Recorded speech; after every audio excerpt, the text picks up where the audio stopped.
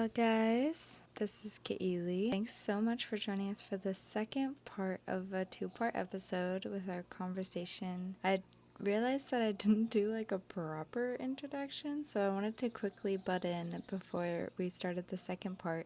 And if you haven't listened to the first part of this episode, I encourage you to go back and listen to that. In this episode, we're going to be focusing a lot on the inner self and ways that we can incorporate what we've learned throughout our life in sustainability and in just being a good person in our community and to each other and of course to ourselves. But anyways, I just really wanted to quickly give an introduction to our friend Mia because she is quite amazing. So this is something that she wrote up.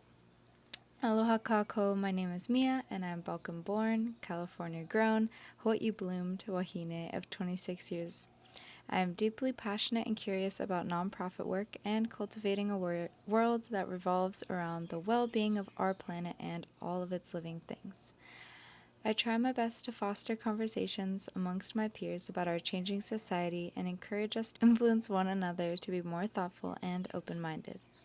She loves diving, crafting, watching movies, talking about indigenous wisdoms and cultures, and being barefoot in the forest.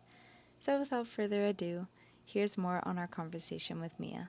Is really good practice, being very attentive to like your surroundings and trying to learn, almost like trying to see the connections, try to see the signs, try to see all the ways in which like the world can teach us and show us, you know, like what's happening. And I try to do that too because it's just good to be that way, right? When you see like a flower bloom or what, you know, anything, right? Like the mountains come into view or like, you know, a light rain, like after it's been sunny for a while. It's just like trying to pick up on the patterns, right? And like draw the connections between what happens internally and what's happening here, you know? That's what they preach. That's what indigenous people preach. And I think that's why like a lot of our modern day, like mental health now with all this stuff like happening and you know coming about is like a lot of it is pulled from indigenous philosophy and indigenous wisdom, you know. And it's like now it's only like new science, right? This whole mental health, everyone's going to talk therapy and whatever, which I think is amazing. But a lot of these concepts are pulled from indigenous people and from their connection to the natural world, you know, because nature is like emotionally healing, spiritually healing, and people need that now, you know. So actually reminds me, I just finished reading this book. It's called The Fundamentals of Hawaiian Mysticism. Can't remember what the author is, but I'm pretty sure there's only one book. But it was all about huna practice, which I'm sure you know quite a bit about, right? And it's just like, huna is essentially like the Hawaiian practice of just like how you see yourself, like your relationship within yourself and how you kind of show up for the world. So it's less about like the religious figures and like the folklore and more so about like the internal experience and then like again like how you relate to another person. I drew a lot of parallels, to me at least, between the way that they construct the psyche in huna practice and how certain things come about in nature. I found it really, really insightful. I won't go into like all the details about it. I won't spoil it, but I think it showed me a lot. It's a simple way to understand yourself and your psyche. Lower self, middle self, and high self, and how these things, how mana passes through all of them, and how that is like, that basically facilitates your evolution as like a human being. It's like a tree, you know? And there's like the high self, right, where it's all the leaves and the bloom, right? And then there's the low self, which is like the roots, right? And they're all important. And then there's the middle self, which is, I don't know, basically like sustaining it all, like holding it all together, right? And in huna practice, the lower self is like your instincts, your tangible senses, right? Your, like kind of your dopaminergic, what is this, a dopamine, the system of dopamine where that lives. Dopaminergic.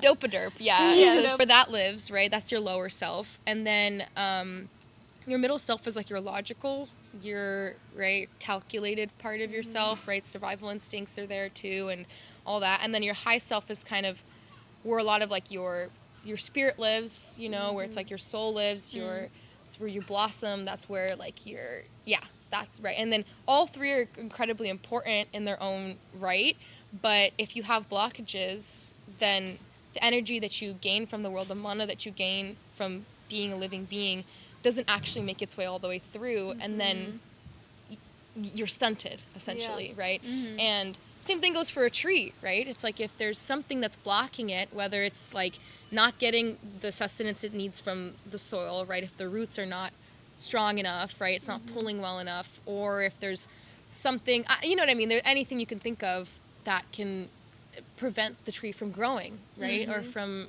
you know, becoming stronger and more steady in itself. So anyways, I highly recommend the book. It was a really short and super digestible read too, I think, for a philosophy book.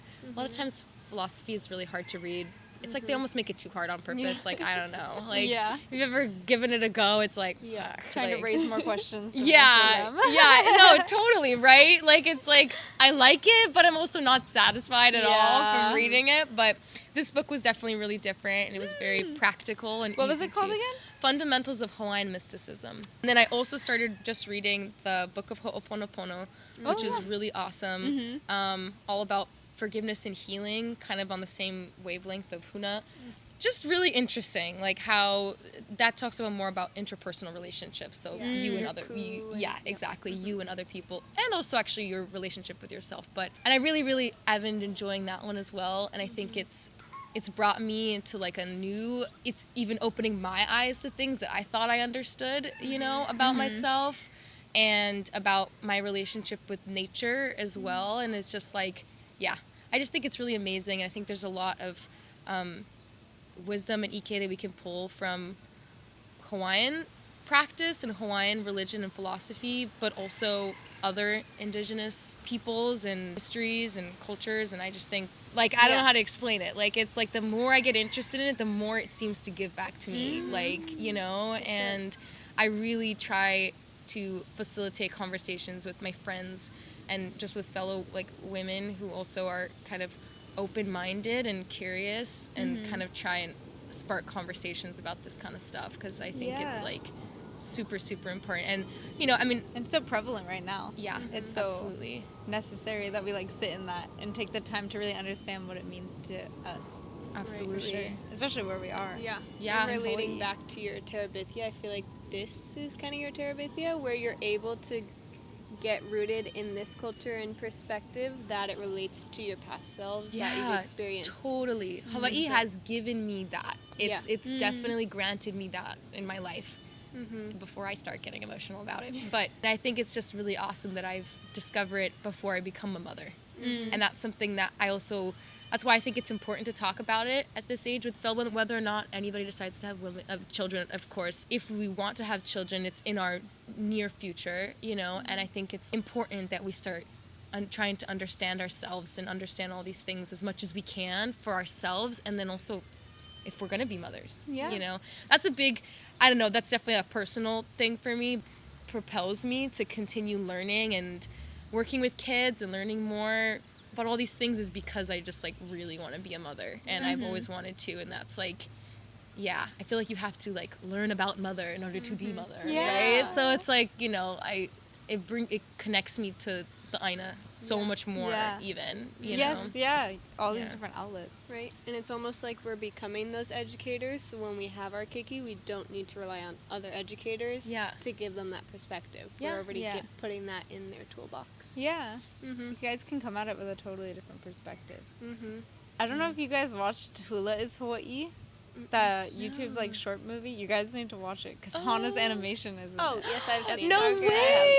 But it just like sits with me, and it like brings up so many things that you were just talking about. One, it's indigenous knowledge, but across multiple different peoples, right? So like people across the world have very similar ideas when it comes back to their roots and what they believe in and what has structured everything that they've become as like a society. But then also doing it before you're a mother, because I think doing the work, it doesn't only translate into you and to what you feed them as they grow, but I think genuinely it gets engraved like in their DNA. So it's like we already know like generational trauma is a thing, But in that film, they talk about generational talent.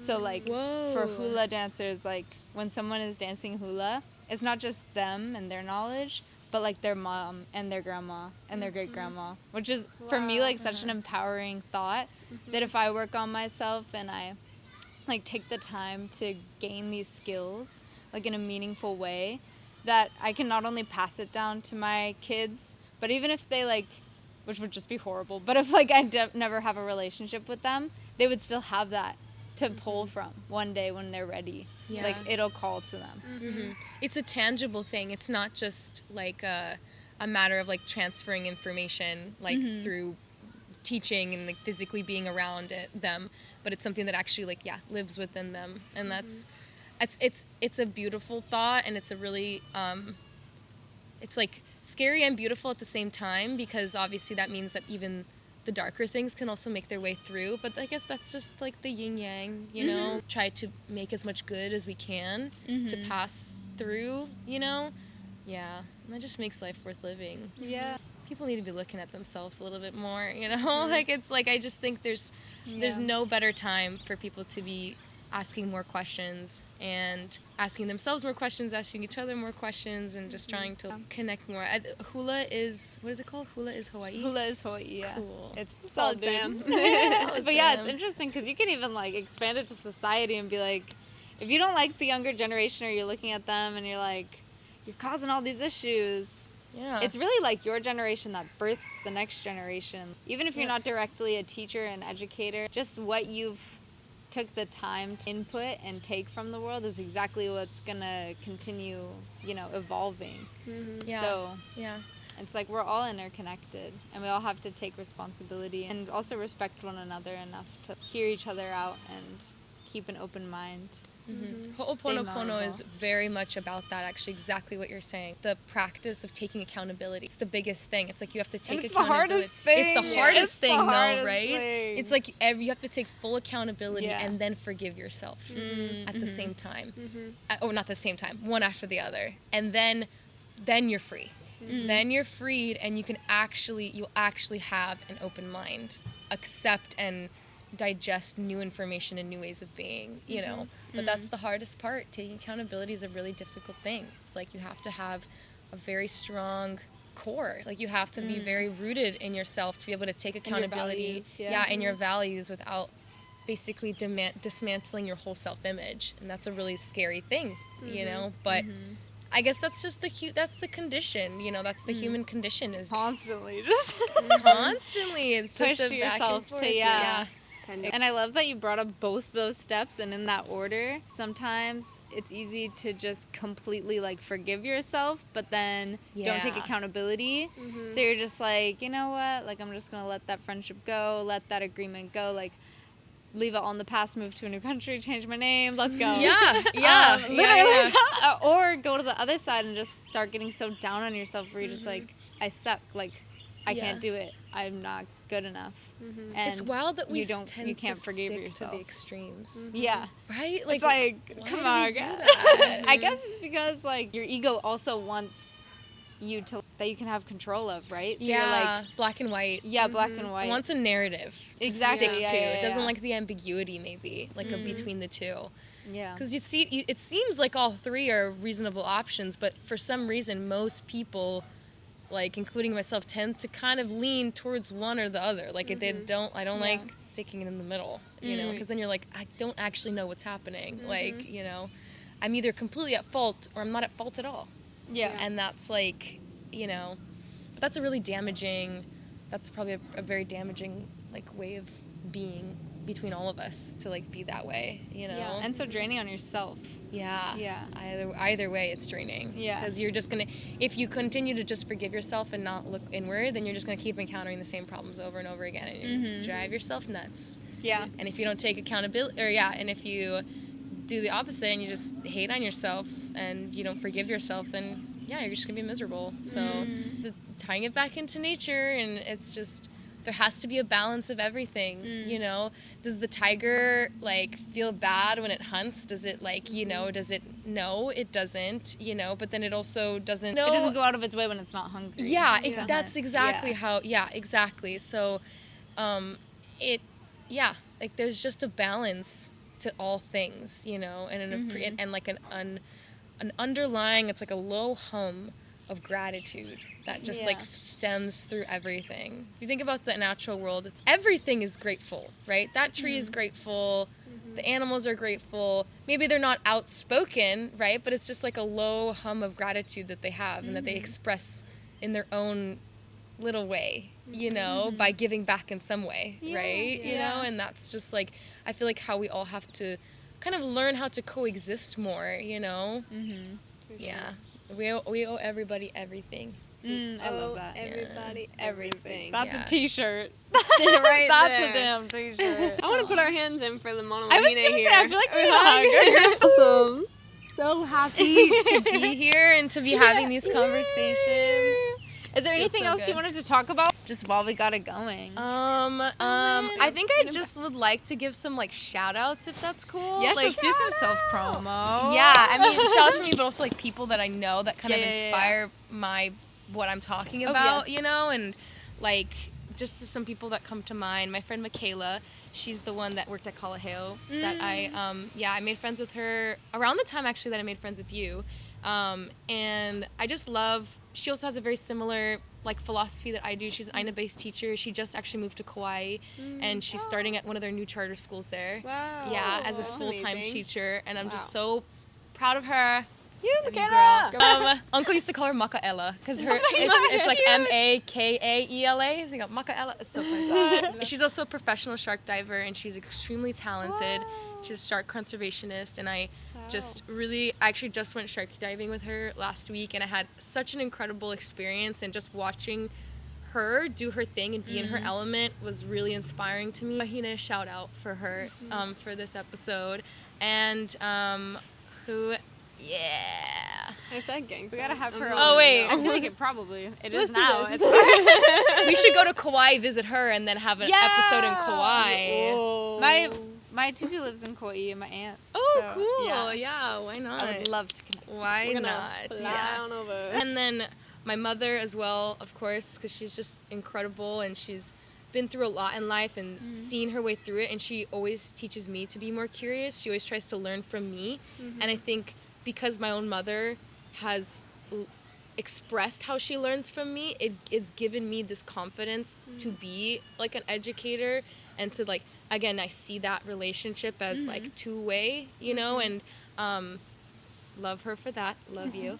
Yeah, mother. Yeah, and I'm just grateful for my friends that are also just like my best friend Alondra and Lena, who always want to have these conversations with me, like how we're having just in our free time, and think this is like the best way to spend their time, frankly. Just like talking, yapping about good things, you know. that. And I'm really just grateful to have found you guys and more people that I can yap with, you know. Yapping. Because it's awesome, and I think it's the key to like a better world. It's just like having conversations. I think we get lost on the power of the collective and what it really means to spark change, and something that Rebecca Adamson says. I didn't show you her video, but she's also a really amazing person.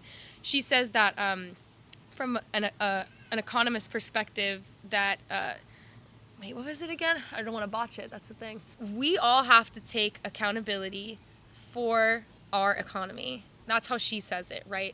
But I think it applies to everything, to our society, everything that we see wrong in the world. We have to take each individual person has to take accountability for, because that's how collectives function. There's not this one. You may think that there's this one person that's pushing all the buttons and doing all these bad things, and it's like, yeah, people are doing bad things, but that's you outsourcing your power. You're basically giving your power away by doing that, allowing somebody else to be taking accountability for the whole, right? You know, and I think we give our power away, and I think it's an important conversation for women to have as well, because like I mentioned earlier, women take up 80% of the consumer market. Yeah. And then we're here suffering, right? At the at the hands of this current state of the world. And it's like we need to take our power back. We have to take our accountability back, right? And learn how to be different consumers and learn how to like we clearly have a huge effect on the world, you know? do, yeah. And whether that has to do with like dating and relationships, making babies and all that, or if it has to do with the economy, right? You know, like it's like right, and we're suffering at the same time, and so it's not to say that I don't think that we are oppressed, and I don't feel that, you know, I 100% think that we're living in a system that works against us. However, if we don't take accountability, nothing will change, you know, and that's something that frustrates me, I think, a lot. I don't know if you guys relate to this. Not to, like, get it on a tangent before we end, but I feel like I just want to say this. Like, I feel like sometimes within our age group, you know, like, I try to have these conversations with girls because I see so many women in our age engaging in, like, activities, behaviors that are so damaging for women altogether. And it's just, like, I want us to all it's not that I want to judge these people. Sometimes I do, but I try not to, right? I just want us to all understand how what we do also affects us, you know, and how we contribute to the patriarchy, right? And how right? Because we have to take accountability. You can't just blame you can't, right? That's giving away your power. You have to also sit in your own power and realize, what can I actually do that... What's your part in it all? Yeah, it's how can I live my life in such a way that if everybody lived their life exactly like how I'm living my life, the world would be really fucking awesome. Yeah. Right? And that's like how we you should have always to... be asking ourselves that. Yeah, you know, because that's how... Collective is a hard thing to wrap your head around, I think. We have small brains considering how big our world is, you know. So we don't really understand, like, even from like a mathematical perspective, like how collective change really happens. It's really weird. Butterfly effect, it's kind of, can't visualize it in your mind, right? But you almost have to have a blind faith that, like, if I just do what I'm supposed to do, then whatever energy that puts out will actually influence others, and then over time things happen, right? And it's just, it's a hard thing to wrap our heads around, but the only way to do it is to do this. True that. Is to talk Well, and I 100% share brainwaves. agree with you, because I feel that our foundation may be shaky because we've come such a long way and put so much effort, but, you know, as we know, things have been taken away from us, or just have been neglected, that our foundation may be shaky, but it's us who are unshakable. That if a woman or a group of women are trying to be shaky about what we've already established, then that kind of proves the point to the other side of the world that we could just be tossed around and not taken seriously or taken for granted. Absolutely. And I actually do believe that when we're talking about the groups of men that are perpetuating the patriarchy and are oppressing women in our world, that's exactly what they think. Yep. And that they think that, like, look at these women not at all taking any of their power. They're not using any of their power, and they're just sitting around with it. It's like, that's exactly what they thinking. That's what their MO is. And so we have to women have to understand that we do have a role to play. And if once we figured that out, it's over. Like, you know what I mean? Shit's going down. I still choose to have faith, you know. My parents are such pessimists, like, they're like, the world's over, fuck off. But it's easy to go down that path, I think, too. Once it is easy. Start comparing, you know, your power as an individual, especially, like, it depends what your situation is, right? Like, what kind of situation you were birthed into, where you are in the world, like, what your social status is, like, what gender you are, you know, what you identify with.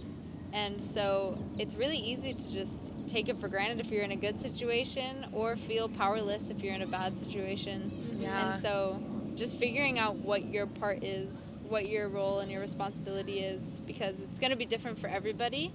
But we need a bunch of different people, because we can't have 100 walnut trees. We can't have, like, 100 freaking pineapples.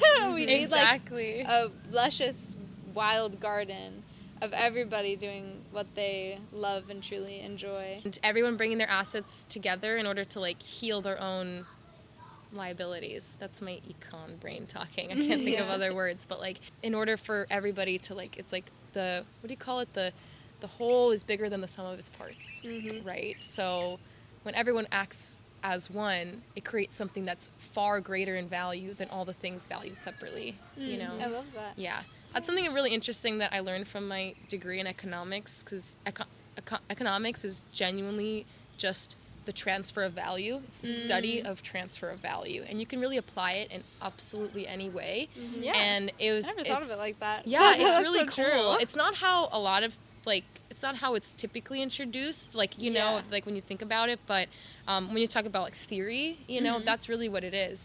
That's what it means. And I think it's a really interesting like thing to get into when you think, even if you think about it in more abstract ways, you know, other forms of value other than money, right? Like things that we can offer, EK, experience, you know, perspective, all of these things, and how we choose to distribute these, right? And perpetuate them creates something greater than the sum of its parts. Yeah, I'm so glad you shared that because that was amazing. And I feel like it led to a whole conversation that we needed to have. Yeah.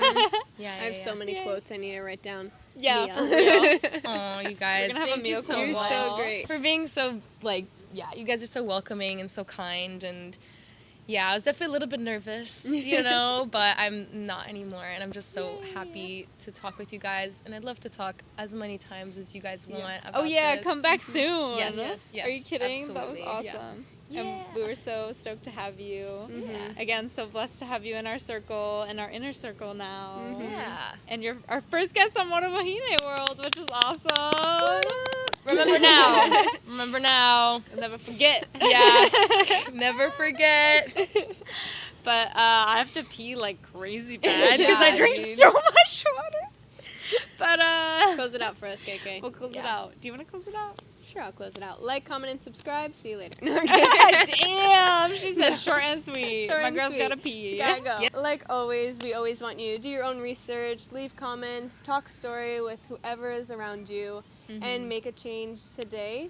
Do small little call to actions that you can in your hometown, within your community, and within yourself.